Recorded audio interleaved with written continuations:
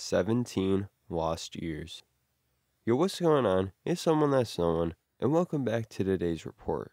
Today's report is coming from Donster off Irrwood. When this happened, 2001. The drug used was Diazepam. The dose was 30 milligrams daily. The route administration, orally. Gender, male. Weight, 200 pounds. And the age, 25 to 42. So in today's report, instead of looking at a singular experience, this report details the effects of what 17 years of addiction to the pharmaceutical Valium looks like.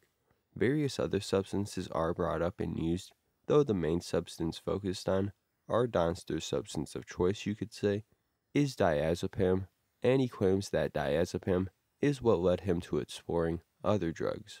Withdrawal is also explored in detail, and just the general impact it had on his overall life. We'll be breaking more of the substance down at the end today, so I hope you all enjoyed this one, and without further ado, let's dive right into this. First, I'd like to say, I took Valium for anxiety and had to pester my doc to get it.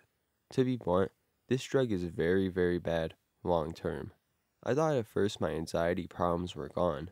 After all the drugs from the doctor are good, right? I was entering a horrible world of addiction, of not just Valium, but many other drugs. You see, on Valium, I am tranquil, and after about 6 months, I needed it to feel normal. If I forgot to take it, I'll feel very stressed till I get more. And when on Valium, my inhibitions are lower, like alcohol. I found that other drugs are easier tolerated on Valium, like acid, PCP, anything now. After abusing it for about 10 years, I decided to quit. Let me tell you, my friends, I was as wild as an animal, couldn't think, and people thought I was crazy. This Valium led to cocaine, heroin, all the drugs I can get my hands on. I sold cocaine and did Valium at the same time to control the mood swings. Finally, after 17 years, I was in the mental ward for suicidal thoughts. And they gave me what else? Valium. I seen a counselor and was told Valium was leading me back to other drugs. I am an addict. Valium only supports that behavior. So I checked into a high-class rehab. Lots of local celebrities use this place. They took me off Valium cold turkey with only an occasional dose of phenobarbital. I would not wish withdrawal from this on my worst enemy. I was on heroin and Valium when I entered. The heroin wasn't shit compared to the Valium. Every nerve in my body screamed for this substance. It was just like tripping. The hallucinations were nonstop for a whole month. I wanted to kill myself. I didn't know who I was supposed to be. Valium was my mental bone marrow. I didn't sleep for the first week, and those people at the clinic didn't have much sympathy for an addict. I was told to return to work. I still hadn't slept for more than 1 hour. Once I got home, things got worse. My doctor refused to see me. I felt crazy and wired, and for some reason, I had a constant metallic taste in my mouth. When I went back to work with still no sleep, I was treated badly by my coworkers. They fucked with me, played games, called me psychotic. It got so bad, I slapped a coworker as hard as I could on his head for welding my locker shut. He was 6'2" and looked like Mr. T. Much to my amazement, he ran away from me, and I got newfound respect for my now humbled coworkers. I was new to this department, and people didn't know this white boy went to a 70% black Detroit school, and not having any Valium made matters worse, so now I get lots of respect, but don't quite know how to handle my emotions. Again, thanks to Valium. I was told by a doctor that this withdrawal was worse than heroin and crack combined, and I might feel better in 6 months. To this day, I have not taken Valium again. I feel I lost my reality from age 25 to 42, and now after 6 months of abstinence from Valium, I feel actually human again, but my nervous system is shot. My hands always tremble now, but now I love life again. Like a snake shedding my old skin, I am new and real. I now feel like the young lad I should have been. I gave some away to friends who got in a fight and bludgeoned the other with a pipe. I never faced the fears with Valium.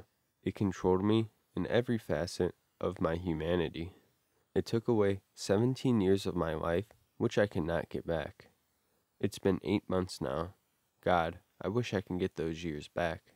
And must face not taking any drug forever as to remain sane. I am an addict, and my behavior will always be as an addict. Somewhat of a common tale out there. People have a condition which warrants them getting some kind of pharmaceutical that has addictive qualities. Most commonly, you hear of amphetamines, opioids, or benzos. For some, they're aware of it right away. Others, it may creep up on you, slowly without even realizing it. These kinds of substances do have the potential to change someone's entire life in a different direction, and people may become convinced that things are still alright because it's being prescribed by their doctor. But little do some know they form addiction and struggle to get by without their daily script now. But let's talk about diazepam itself a bit. So if you can't tell already, this is a pretty common benzodiazepine with the brand name of Valium. For the most part, it is very comparable to other benzos like Xanax and clonazepam, or Klonopin. The duration is about the same, maybe lasting up to 8 or 10 hours, depending on dosage and whatnot.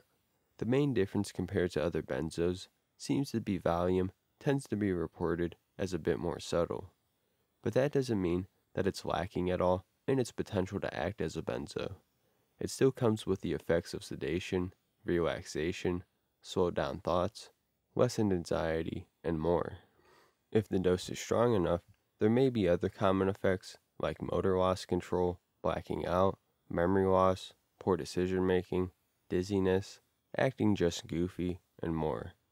And as we saw from this report, addiction is very possible and it can be deadly as with other benzos. That, and in combination with other substances. It's surprising to hear that Donster was able to do heroin and still continue his Valium use. Though these contradictions happen, and I've seen them before, but it should be known it is considered very dangerous to mix benzos with opiates, or any depressant for that matter. There were a lot of substances mentioned though that shouldn't be taken as a norm for safe combination. But in withdrawal, there can be horrific rebound anxiety, hypertension, possible seizures, and even a chance of dying. Valium isn't lacking by any means and should be taken seriously, especially if you have a script and you're trying to use it to help you. The dangers are real with diazepam, as with any other strong substance. A lot would consider Donster one of the lucky ones, especially considering all that he mentioned. But at the end of the day, benzos are like a double-edged sword. They can help people with some things if used right, but if dived into too far, it can be a dark path. So we're going to end it there today. If you guys did enjoy this video, want me to do more on other benzos or more on diazepam, let me know below and we can do that. If you enjoyed, like the video, subscribe to the channel if you haven't already, follow the socials. It's been Someone That's No One, and I'll see you guys next time. Peace out.